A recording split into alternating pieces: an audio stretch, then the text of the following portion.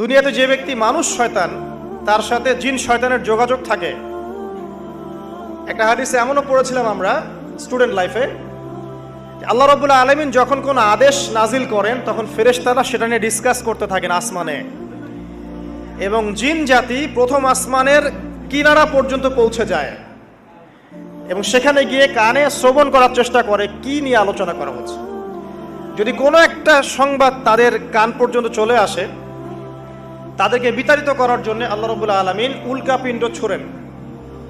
ওখানকার ফেরেশতারা আছেন, তারা অগ্নিশিখা নির্বাপন করেন। সূরা সফফাতের প্রথম দিকে পড়ে দেখবেন। এই জিন দুনিয়াতে যে কবিরাজ বা তান্ত্রিক বা জাদুকরের আন্ডারে আছে, সে এসে তাকে জানিয়ে দেয় এই হতে যাচ্ছে। তখন সেই তান্ত্রিক এই সত্যটার সাথে আরো 100টা মিথ্যা জড়িয়ে জনগণকে বিভ্রান্ত করে। তখন তার কথা ফলে যায়, মানুষ মনে করে যে তান্ত্রিক অনেক বড় কিছু হয়ে গেছে।